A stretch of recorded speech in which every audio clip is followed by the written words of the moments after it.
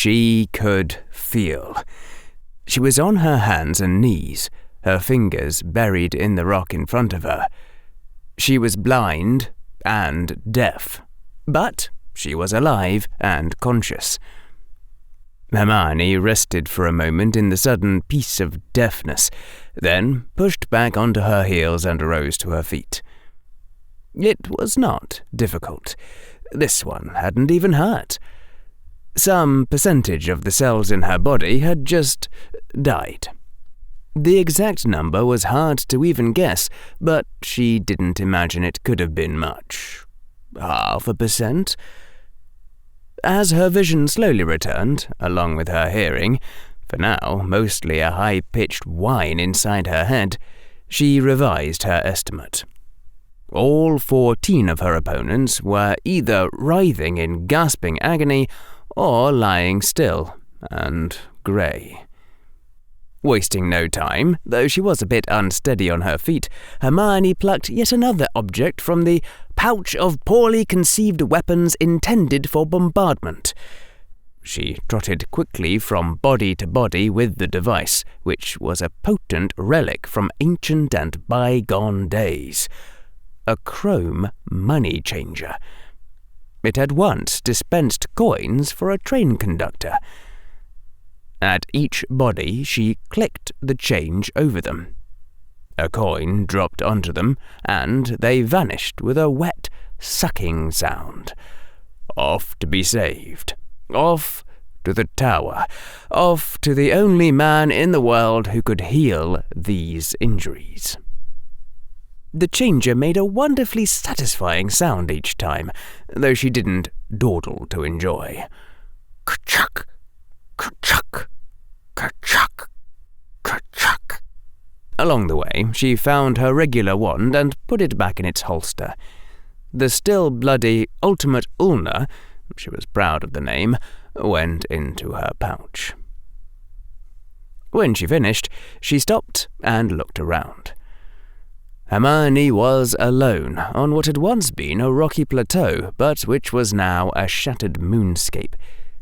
They might actually have cracked Goreme open from the look of the mighty crevices that still smoked from the impact.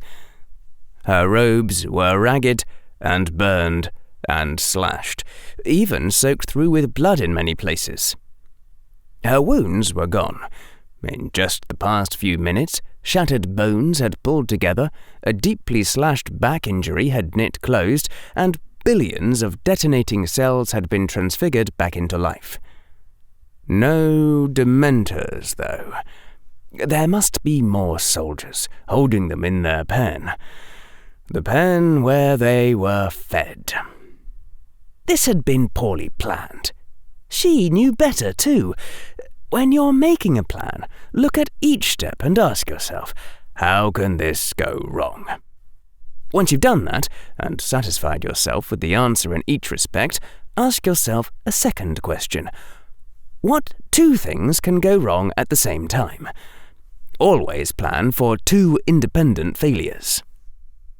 She'd planned for the bombardment to fail, or how to handle a broomstick failure, or if the enemy found a way to target them in the air, and everything else. But it hadn't been enough. All of the first line of her warband had been taken out in the first engagement, though they had come to no permanent harm, because the broomsticks had failed and their safety net had failed. Not paranoid enough, she murmured to herself with annoyance. Alistair will be disappointed. Hermione plucked her wand from its holster and readied herself. Then she expected the Dementors to come to her. It took no effort, for it seemed the natural course of events. I am here. I am waiting. Come and get me. Before her, 2 score of black and indistinct shapes emerged slowly through the blasted stone. They were hungry and evil and wrong, these wounds in the world clad in ragged cloaks. They were her great enemy, and there was nowhere in the world that they could hide from her. She would hunt them all down, unless they took her now. Hermione willed that thought out at them like a weapon, and if someone had been watching at the time, such as Hori and Jessie, who flew in a wide circle out of range of the fortress, waiting for green sparks to summon them, that person would have seen a fierce joy in Hermione's eyes. She had died twice in these past 8 years, and she had made death her dearest foe. She raised her wand and opened her mouth to cast, and then her world was flame. She wasn't sure what had happened. In some conscious part of her mind, she knew that the soldiers who had been guarding the Dementors down in Goreme must have portkeyed to the surface once their charges had escaped, and that they had turned some spell of fire upon her. But that thought was beyond her at the moment, because there was fire hot on her face and burning her. Burning her! Fire that could hurt her quickly enough to incapacitate her. Fire which had killed her once already. She shrieked as her flesh seared. The Dementors were already there, and she felt their presence like a stain of hate that saturated her, even as the fire roared around her and devoured her. They were close enough and numerous enough that their presence began to consume her. The touch of their evil felt like despair, and it whispered to her mind, and it sucked away at her marrow. Hermione fell to her knees, and knew dimly that she was dying once more.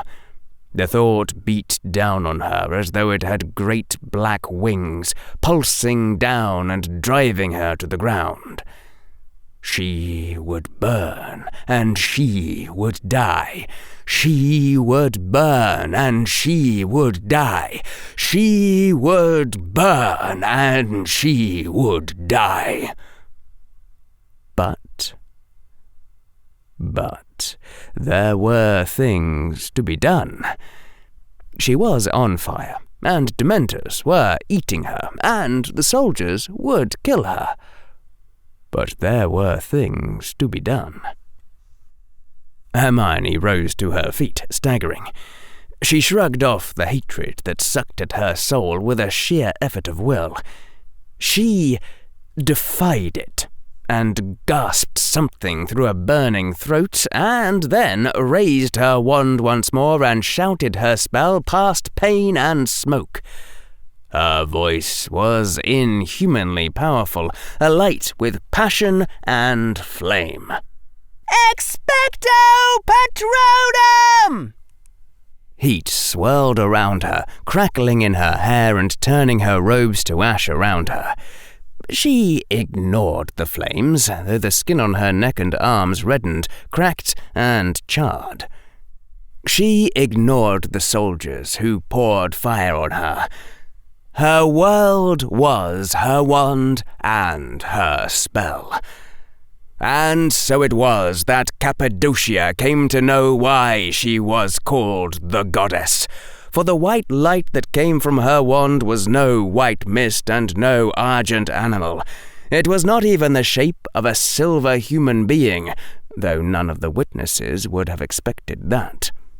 Hermione's Patronus was the noonday roar of the full sun. It was bright beyond measure and glorious beyond words. With its puissance, she was ineluctable and divine. Barely visible through the squinting eyes of the onlookers, 40 Dementors shuddered in place. Their substance ruffled as though in a strong wind.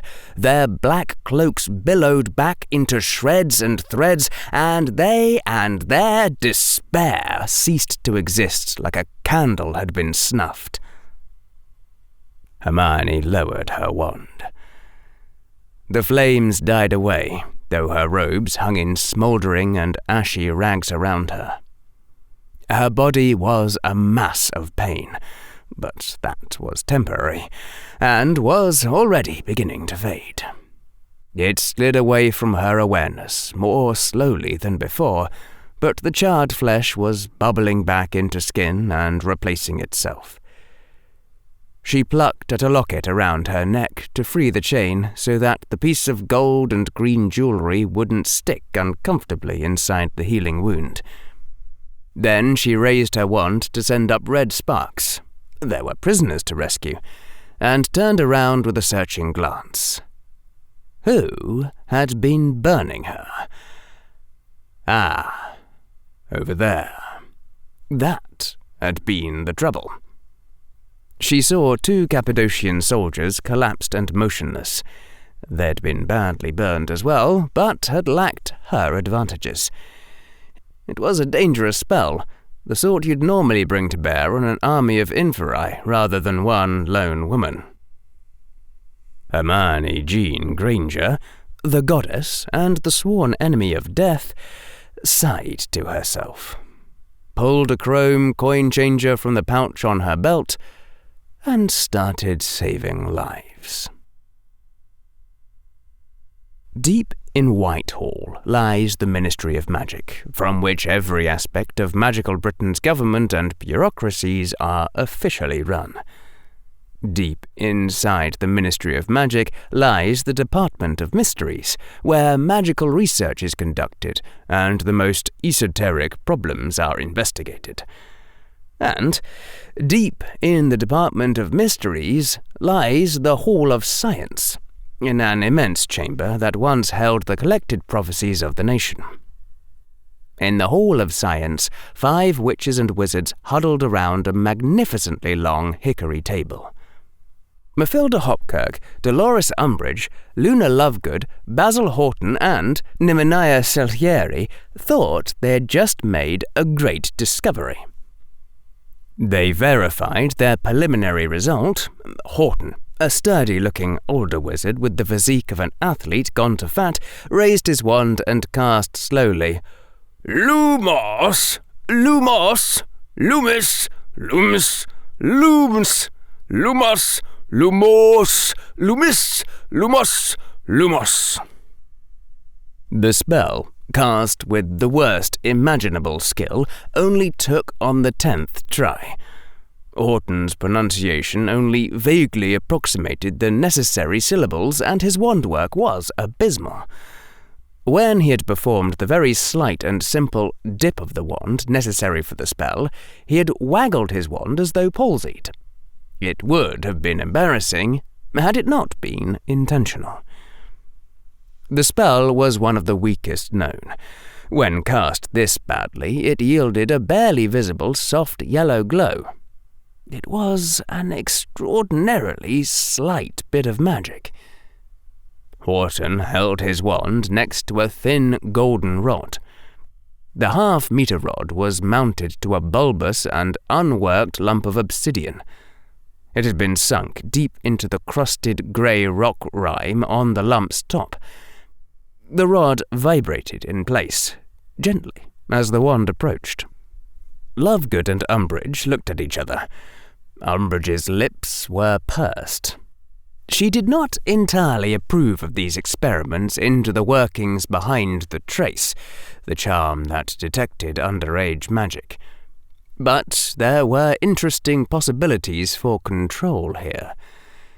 She nodded shortly to Lovegood, and the 2 of them stepped to the other end of the table and picked up a grey metal lattice thickly interwoven with green vines. There were no roots to the vines, only many tiny leaves. In unison, Lovegood and Umbridge set the lattice over the rod and stone device. Houghton did not alter the exceedingly soft glow of his spell, yet the rod stopped vibrating. Everyone involved looked at each other in satisfaction, although perhaps only Luna Lovegood truly understood the importance of what they had discovered.